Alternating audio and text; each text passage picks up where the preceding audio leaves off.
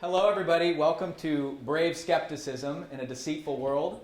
So glad all of you are here. Got a special guest from Waco, Texas, Taylor Durden, coming in to this summit. Thank you, Taylor, for coming. I'm glad you're here. So, last night I timed this sucker at 40 minutes long.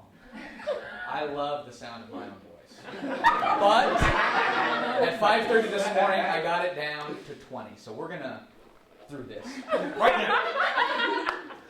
I've had a fantastic 4 years at Biola University. I did more than I ever thought I would, and I'm so thankful for every experience that I had. But there was one story that I covered that changed me as both a reporter and, more importantly, a person. And that's the story of the life and death of Hasiat Joy Nagash. Some of you, most of you, are probably familiar with this story. Set the scene a little bit. Hasiat was a sophomore intercultural studies major at Biola. She was super involved. She was an SOS leader, a student ambassador with admissions. She gave the tours, made phone calls. Both of her parents were from Ethiopia, and so she was involved in multi-ethnic programs. And she was involved in the Student Missionary Union. In fact, she went on a trip to India this year over interterm. Hasiat was also asthmatic, which is a condition that millions of Americans have and deal with every day. But it's a very livable, very controllable disease. You may have it, you may know someone who has it. It doesn't necessarily affect day-to-day operations. But Hasiat died of an asthma-related attack on January 15th, 2015 in a remote part of India. I remember where I was when I heard this story first. I was taking an interterm class in Sutherland, and at the top of my Facebook feed, Biola grieves the death of Hasiat Joy Nagash. Two questions initially you ask, I think anybody would ask, is who is Hasiat and how did she die? I didn't know who Hasiat was at the time. So this is not taken out of context. This is what the press release said of the how Hasiat died. Nagash, from Des Moines, Washington, had been working with a team from Biola's Student Missionary Union when she collapsed after complaining of asthma-related breathing difficulties. She was taken to a hospital where doctors were unable to revive her. Let's zoom in a little bit on the big how. She collapsed after complaining of asthma-related breathing difficulties. She was taken to a hospital where doctors were unable to revive her. I think it's safe to say that this press release implies two very clear things. First thing is that the death of Hasiat Joy Nagash, hello Tyler, welcome. It's my boy Tyler coming in from Mission VAO. Appreciate it. So, back to Hasiat. That her death, and two things through this press release are implied. First, unpredictable. Nobody on the trip, at Biola, no one could have predicted that she would die from asthma. But most importantly, it implies, and this is what we're going to really talk about, is that the death of Hasiat Joy Nagash was completely unpreventable. She collapsed, we took her to a hospital, doctors could not stabilize her, she died. I think filling in those blanks in that sentence or two is very apparent. So, I was meeting with Stu for Eagle Vision on a regular basis. That was my semester of preparing in January to anchor and executive produce. So I go into Stu and I say, Stu, did you hear about this? Could you imagine if this happened on Multimedia Europe in 2012? We go with 20 people, we come back with 19. He goes, no. How did she die? Press release said she was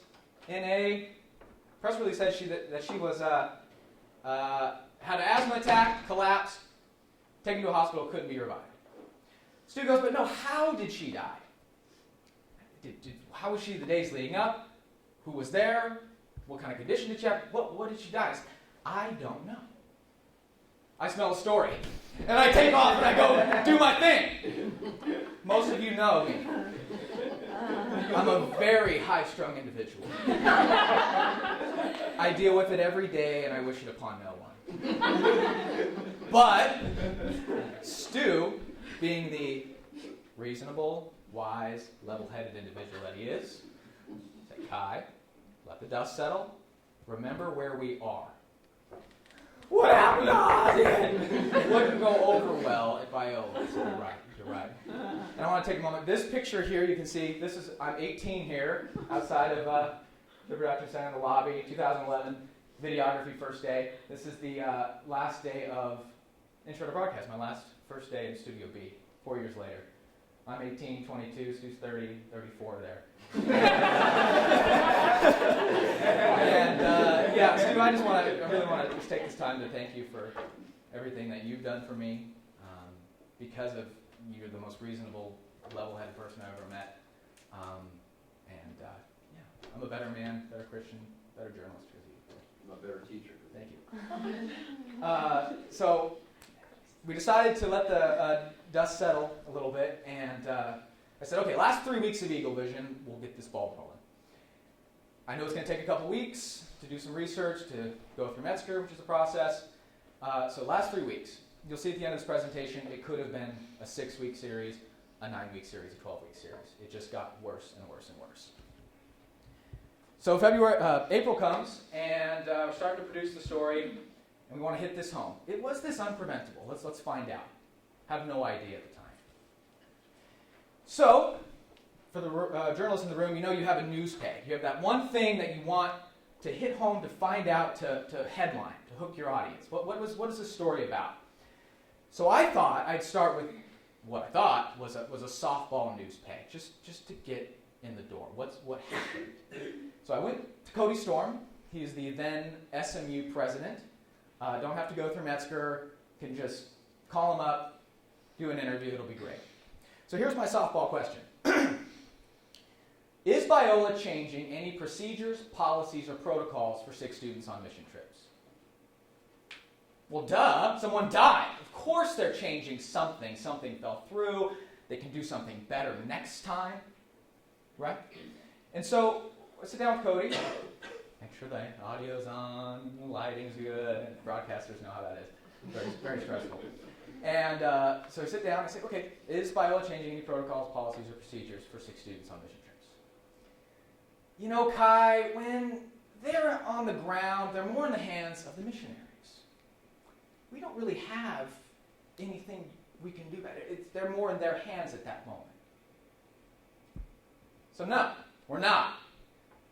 Were there any policies that are in place that can be improved? Again, no. So when I walked out of that interview, I knew I had a much bigger story on my hands. So what's step 2? Now that I know they're not doing anything about Hazid's death. I want to go to Biola. Barry Corey, maybe. Risk management, yeah. A lawyer, possibly. But if I come here with just this, no, we're not, I'm probably not going to get anywhere. I need some real ammo. Something that'll really, I can say, this is fact, respond to fact. Who better to talk to than an eyewitness? I thought this was going to be a way harder process than it was. Reached out to Austin John. He was on Team India, and I was told before I sat down with him, he was there when Hazi had died. Who better to find out what happened? So we set up the interview. Josh Clausen is there. Thank you to Josh for all he's done for me the past couple of years. We had a lot of fun producing content. Thank you, Josh. He was there. Two camera interview, 2-shot, 1-shot. And what I learned from Austin was absolutely shocking, damning, darn near incriminating. So to start, I say, Austin, okay, let's just have what happened leading up to Hazi. Let's just start there. What was she like during the days before her death? Austin goes, well, she was sick most of the trip. Really? What do you mean? She was having asthma, breathing problems for 10 days. He knew that, I watched it again before this presentation. 10 days. 10 days. And she never saw a doctor? So she had a pre-existing condition. She had a pre-existing condition, you know. So the first 5 days of the trips, January 1st to the 5th, she's fine. Sick on the, say, 6th, dies on the 15th. Yeah. Well, why would she be getting sick? There had to have been something. She was fine for the first 5 days. What happened during those next 10? We were at a really old church in India. There was mold on the walls. We were scrubbing mold off the walls. Church garden wasn't looking so hot. We were pulling weeds. It was an orphanage, so we were playing with kids. Dirt, mold, and exercise. 3 things I would learn from not just what I would think, but from a physician's assistant, a nurse practitioner. Part 2 of the series was speaking to someone who knows healthcare. And they said these 3 things, in combination with a person with asthma, is deadly. Especially when your medication is not working and you're not administering new medication. Okay, Austin, what happened on the day that she died? What was going on? So we were in a prayer circle, and Hazia isn't feeling well. So she gets up and goes outside to get some air. In his words, I had a prompting of the Holy Spirit, went up to go check on her. Sure enough, she's leaned up against a fence, dying. Hazia says to Austin, "Go get my inhaler." Austin, stop right there. She doesn't have her inhaler. Funny you'd ask, Kai. Excuse the sarcasm. This is me communicating to you just how terrible, awful, tragic of a nightmare this was. She had 2 inhalers. First inhaler was in a guitar bag, the second in another bag. The guitar bag got lost on the way to India. She's down to 1 inhaler. Someone on the trip also has asthma. She's using her inhaler. So you might be asking questions I didn't ask that I should have, that we'll never really know. Was she using her inhaler more or the friend's inhaler more? Was the medication the same? Was she low on medication on hers? When you ran, how far did you have to run? Which one did you grab? The one administered by her doctor or the other doctor? I don't know. And so he runs back. Everyone's around her, praying for her, trying to do something to help her. And I say, okay, well, what then? Did you call an ambulance? The missionaries had no car. There are no ambulances in this remote part of India, so we called a taxi. How far are you from the hospital, Austin?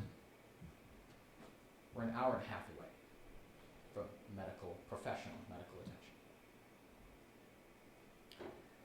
So, I really hate it when reporters shove themselves in stories that aren't about them, and I can spot it a mile away, and I try to never do it unless my physical presence in a story can really punch you in the face. Can really get you as the viewer to go, what? And I did that here. I sat down to edit this right after this jaw-dropping interview. Laid out all those facts, things I didn't say. Austin said them. Of course, I finessed it with a little script. But I wanted there to be a climax. So the only time you see me in this 4-minute package, other than the anchor, lead in and lead out, is me out asking Austin this question, pinnacle.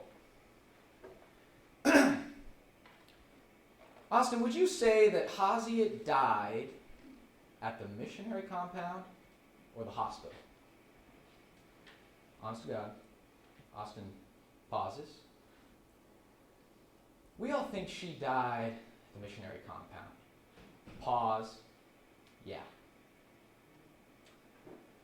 So, let's go back to this press release that this university gave out and a narrative that they support. Nagash from Des Moines, Washington, had been working with a team from Biola's Student Missionary Union. When she collapsed after complaining of asthma-related breathing difficulties for 10 days, she was taken to a hospital that was an hour and a half away. Climax of the story, where doctors were unable to revive her. Already dead.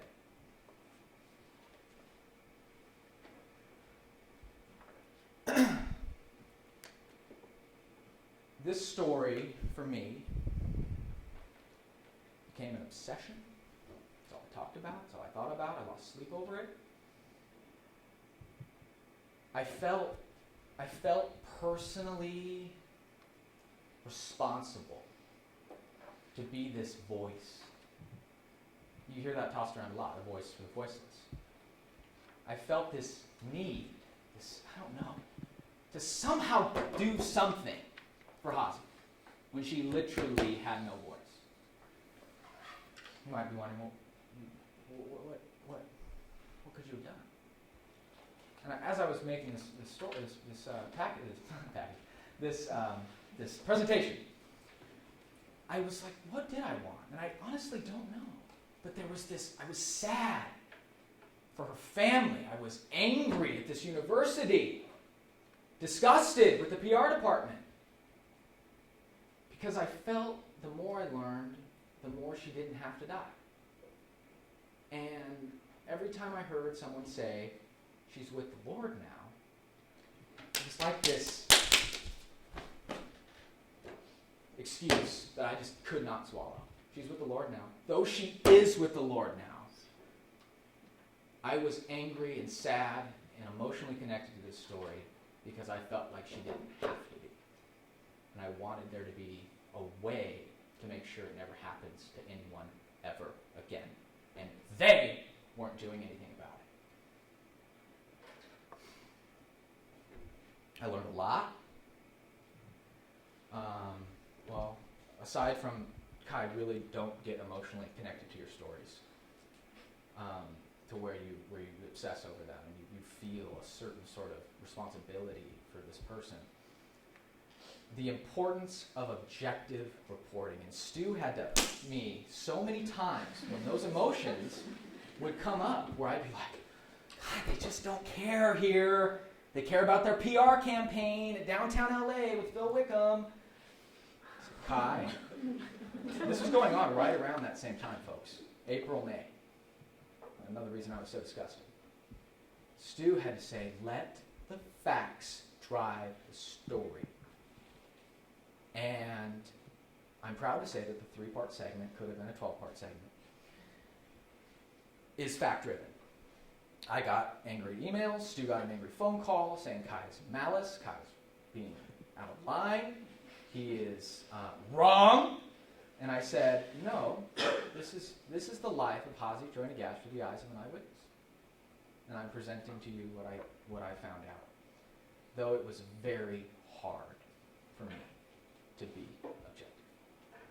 Because I was so sad for Hazi and her family. Let the facts drive the story.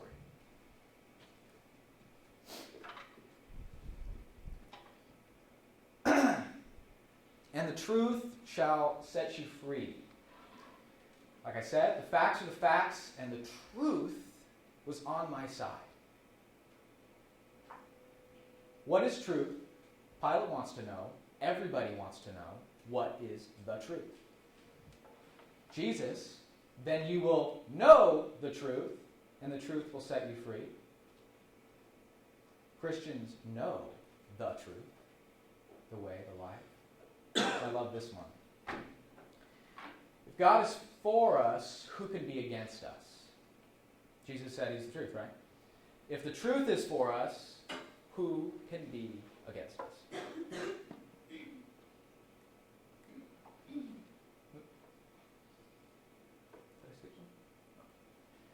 As Christians, we have the truth. Being a brave skeptic is so important in our world of deceit. Because we have the truth, we can be brave, we can be bold, we can be daring. I experienced that in the story. This is what happened.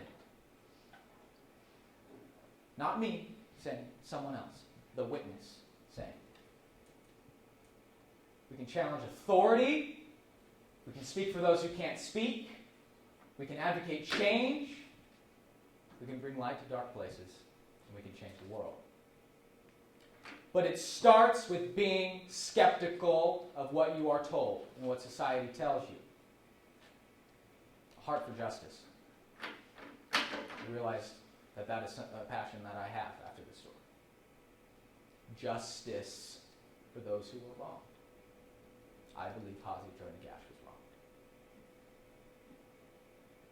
And it all started with a question.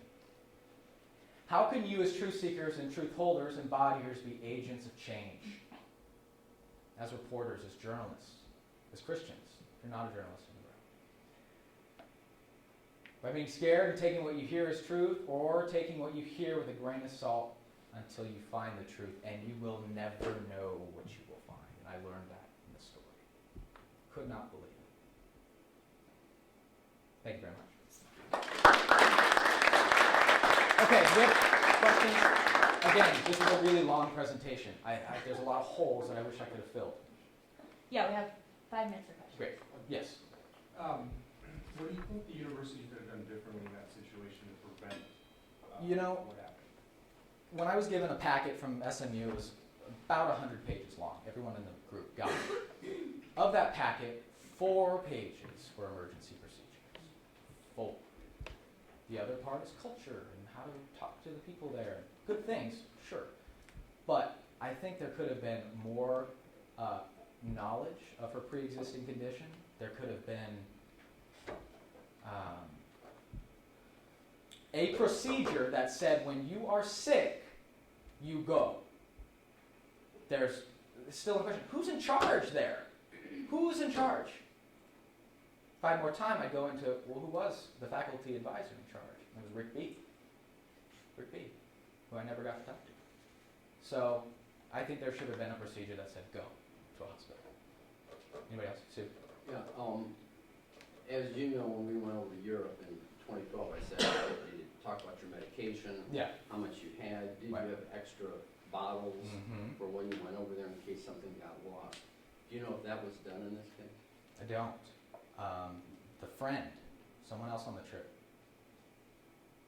filled that hole, I guess, with a prescription that might not have been hers. I think that's important because it wasn't working. The nurse practitioner, unaffiliated with the university, knocked on her door and said, "Can I please talk to you? I'm a student." Sure. Said that when your medication is not working, you have to get new medication. And you're sick for day 4, 5, 6, 7, 9, 10. You have to go get new medication. So I think they thought maybe that filled the hole with the friend. Yeah. Great job, Kyle. I want to say Thank that you. first. I mean, we've been friends since pretty much day 1 here at the university. Yeah. Proud of you for doing this. Thank you. I had 2 things, 2 questions. Did the doctors say that she was dead on arrival, or is that just the opinion of untrained missionary students? The students. Okay. He said that we all think, meaning the 9 people there, Okay. she was dead.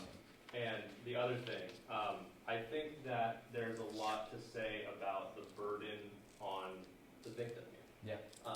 Obviously, like you said, her voice is completely muted now. Mm-hmm. I think that a lot of the time, sufferers of asthma try to downplay their problems. Absolutely. And she was a selfless missionary, you know, for sure. And another thing that goes into that is typically I don't think that a whole lot of missionary organizations send medical professionals along with them. True. They just don't have the funds available or the time available to train those people. In light of that, like Daniel was asking you, realistically speaking, do you think that there is anything that could have happened that could have changed the course of these events? Because they were in a rural area, they were in an area with, with poor medical infrastructure to begin with. Totally. And it was just kind of a perfect storm for somebody in her situation to have a tragedy like this happen. Absolutely. It's hard to say, but I think it comes down to, and in the 3rd part of the series, I talked to Dr. Alan McMahon, the head of SMU. Turned out to be just such a scapegoat for them.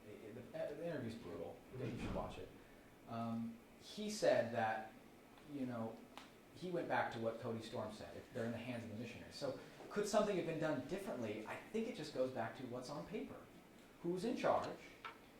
Did someone at Biola, Rick B., know that she was sick? And if he knew, did he tell her to go get medical attention? You know what I'm saying? And did she ask for medical attention? There's so many questions. Did she say to the missionaries, I'm just not feeling well, and I want to go to a doctor where it's so far away. It's okay. Who knows? I mean, that would be hard to get to, but I don't know if something would end up done with them. Sure, like to think so. Sorry, Taylor. Yeah. Kind of off of that, when you go on these mission trips, there's 2 co-leaders. Right.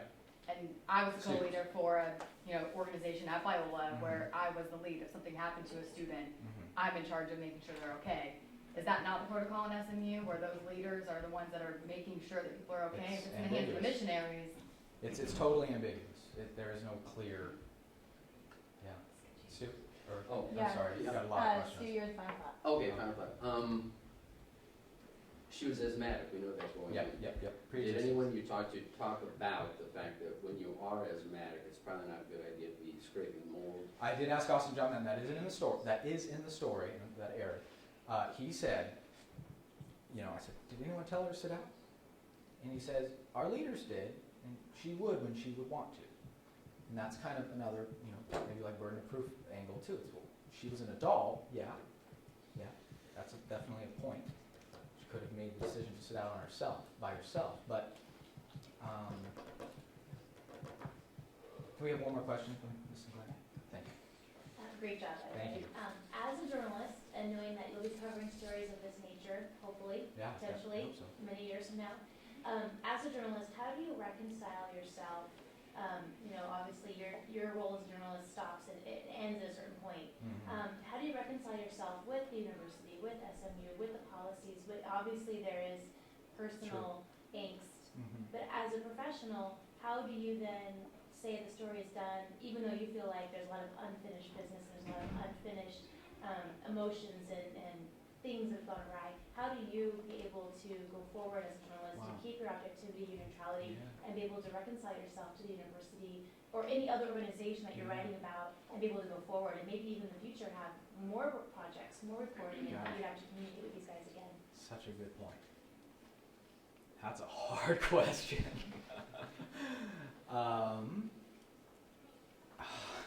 Stump me. I think I need to, I don't like to be stumped. I think it's going to have to take. No, it's okay. Because it's true. When do I, maybe even like just let in the real world, let things slide, to maintain the relationship part.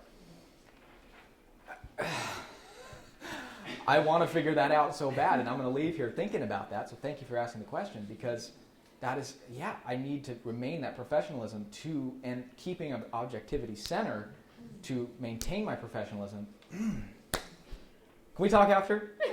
Please. Thank you so much for your time, guys. Appreciate it.